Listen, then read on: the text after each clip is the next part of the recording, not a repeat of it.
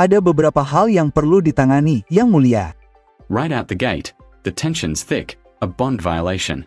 That's never good news in court.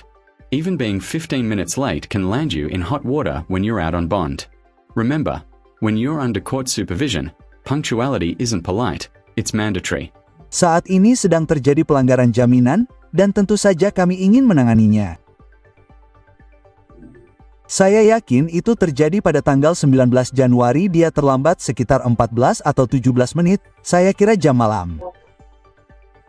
Jadi, ketika saya berbicara dengan klien saya tentang hal ini, you can really feel the human side here. She's juggling motherhood, bad weather, and legal restrictions, and that's a recipe for stress. But the law doesn't usually weigh chaos the same way emotion does. Judges hear a lot of reasons, so timing, facts, and credibility matter more than sympathy. Dia menjelaskan situasinya. Itu hari Jumat tepat sebelum salju besar. Semua orang menjadi gila, tentu saja, kami semua mengantisipasi seperti itu akan terjadi pada musim dingin terakhir. Jadi dia pergi ke toko untuk mendapatkan persediaan dan memuat semua kebutuhan sebagaimana yang seharusnya dilakukan semua orang. Dan tentu saja, toko-toko ramai. Lalu lintas ada di mana-mana. Sebelum pergi ke toko, klien saya membawa putrinya yang berusia 3 tahun ke rumah bibinya yang berusia 70 tahun. Alasannya adalah karena Boom, that's the judge laying down the law. 2 open DWIs? That's serious. Even a minor bond slip becomes a big deal when your record already raises red flags. The judge's tone says it all. I'll give you a pass now, but this is your final warning. Would you risk your freedom over 15 minutes? 1. Putrinya memiliki kebutuhan khusus dan dia tidak bisa bergaul dengan baik di lingkungan sosial. Dan menyadari bahwa itu gila, dia harus mengantarnya ke sana terlebih dahulu. This is the turning point.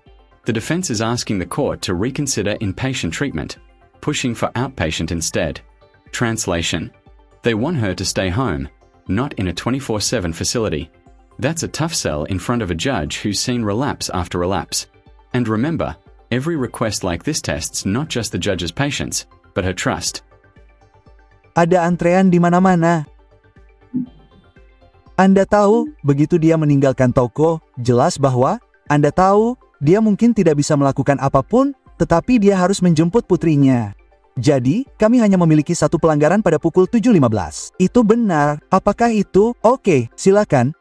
Treadwell. Bu, ini bukan akhir dunia, saya mengerti, namun, pelanggaran syarat jaminan tetaplah pelanggaran syarat jaminan, dan Anda memiliki 2 dui yang masih aktif. Anda harus mengerti bahwa kita berdua bekerja di bawah aturan kepatuhan yang ketat, dan kali ini kami akan memberi Anda kelonggaran. Itu tidak akan terjadi lagi. Apakah Anda mengerti? Oke, baiklah, Dewan. Baiklah, hal lain yang perlu diperhatikan Yang Mulia, kami juga ingin meminta pertimbangan pengadilan atau lebih tepatnya pertimbangan ulang atas rekomendasi perawatan rawat inap. Sekarang, Anda tahu, kami telah meninjau kembali hal ini sebelumnya, bukan? Benar. Dan setiap kali saya menyimpang dari hal tersebut, kami akhirnya menyesalinya. Dan menyesalinya 10 kali lipat. Jadi, Anda telah menyampaikannya kepada kami terakhir kali. Saya mengerti itu, saya setidaknya ingin memberikan sedikit keadilan kepada klien saya dan setidaknya memberikan beberapa alasan di balik mengapa kami yakin rawat jalan akan sedikit lebih tepat. Jadi, hal pertama adalah klien saya telah sadar selama 103, 104 hari, 103 hari. Dia telah berolahraga dengan tekun dan tetap berkomitmen untuk sadar. Selama dia dibebaskan, dia telah menghadiri pertemuan AA secara teratur, pertemuan dengan konselor penyalahgunaan zat yang baru saja melakukan kunjungan rumah dengannya beberapa hari yang lalu. Dia sudah mendapatkan asuransi kesehatannya yang sebelumnya hilang karena kehilangan pekerjaan, tetapi sekarang dia bisa melanjutkan pemulihan dengan memanfaatkan terapi perawatan psikiatri dan semacamnya. Dan kedua dan ini benar-benar utama ini adalah keadaan keluarga. Keadaan keluarga adalah tipe yang mengharuskan kehadiran klien saya di rumah. Dia adalah pengasuh dari 2 pengasuh utama dari 2 anak perempuan usia 10 dan 3 tahun. Anak berusia 3 tahun, seperti yang kita bagikan sebelumnya, adalah anak berkebutuhan khusus. Dan ketika dia dalam tahanan setelah pelanggaran kedua, orang tuanya yang merawat anak-anaknya. Untungnya kami punya itu. Ya, ada seseorang yang menjaga anak-anak. Ya, dan itu hanya sekitar 30 hari atau lebih. Pastinya berjalan sebagai kesulitan, sebagai orang tua dan, tentu saja, dalam situasi seperti ini, akan ada pengorbanan. Pengorbanan harus dilakukan oleh semua pihak. Namun, yang kita bicarakan sekarang adalah 180 hari, 6 kali lipat dari jumlah itu, yang, Anda tahu, sekali lagi, saya pikir. This right here is wild and crucial. The attorney just dropped a scientific bomb. Mixing Adderall with alcohol doesn't just double the risk, it hides the effects of intoxication. That's how people end up driving with blood alcohol levels that could kill an average person. The fact that her level hit 0.3. That's not tipsy. That's near coma territory. Can you imagine functioning, or driving, at that level? Itu akan menjadi kesulitan yang luar biasa, dan khususnya dengan, Anda tahu, saya pikir banyak yang bisa dikatakan tentang itu, tetapi khususnya dengan anak berkebutuhan khusus. Apa yang kita ketahui tentang demografi itu adalah mereka membutuhkan rutinitas, Anda tahu, rutinitas itu penting dalam hidup mereka. Jika itu dihilangkan, Anda tahu, mereka bisa menjadi bingung dan, Anda tahu, itu bisa menjadi krisis bagi mereka. Jadi, yang kita ketahui adalah jika dia harus pergi ke program rawat jalan ini, rumah tidak akan ada lagi. Mereka harus pindah dengan siapapun. Anda mengatakan dia tidak memiliki asuransi kesehatan. Oh, dia punya. Sekarang dia punya. Dia mendapatkannya pada tanggal 31 Juli. Tanggal 31 Juli benar? Ya, maaf, tanggal 31 Januari. Permisi. Ya, jadi mereka harus pindah. Mereka harus pindah sekolah. Mereka harus tercerabut dari kehidupan yang diketahui dan dipahami oleh gadis-gadis ini, dan sekali lagi, khususnya dengan kebutuhan khusus. Mungkin bahkan tidak dapat hadir, apakah itu terapi okupasi dan wicara.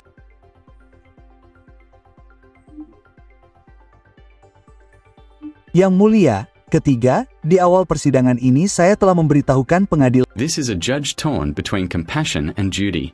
You can hear the empathy. She knows this mom's life is about to get harder.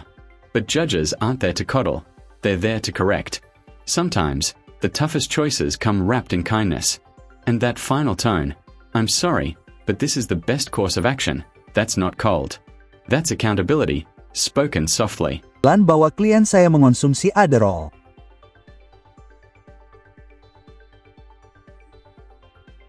Pada saat kejadian, terapisnya sedang menyesuaikan dosis obatnya, bahkan sempat memberikan dosis yang sangat tinggi. Dan Anda tahu, saya tidak ingin menggambarkan diri saya sebagai ahli dalam hal ini sama sekali karena saya baru mengetahui informasi ini. Dan itu adalah bahwa Adderall itu dengan alkohol, tentu saja, itu sudah merupakan ide yang buruk. Oke.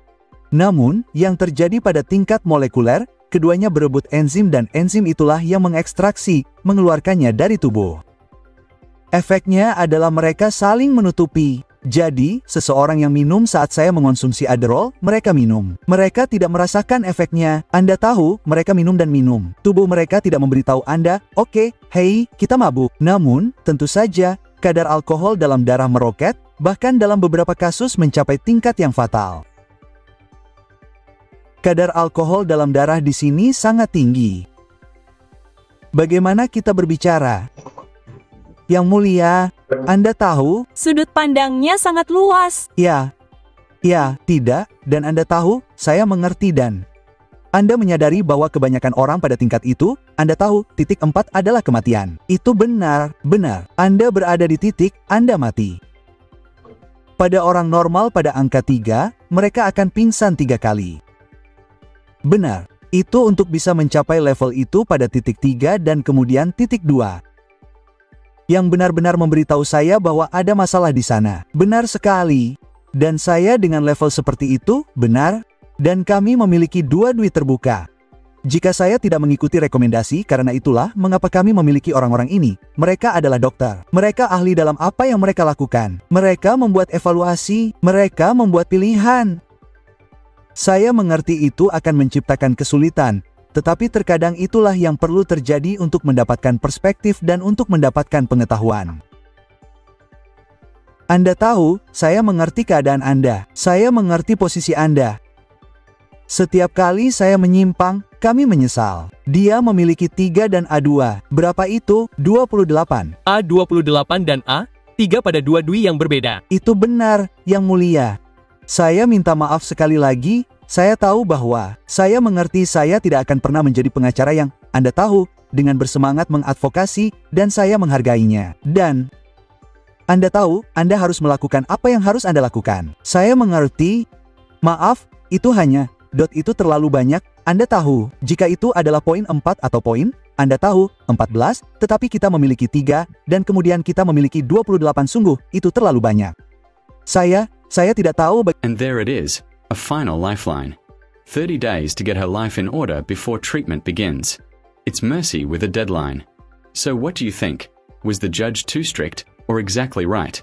Drop your thoughts below, because this one's going to divide opinions. Bagaimana Anda ingin melangkah maju? Tetapi saya minta maaf, saya tidak ingin menyimpang darinya. Anda tahu, kami dapat memberi Anda waktu untuk membuat pengaturan, tetapi saya pikir itu adalah tindakan yang tepat. Maaf, Nona Treadwell, Anda tahu, ada konsekuensi atas tindakan, bukan? Dan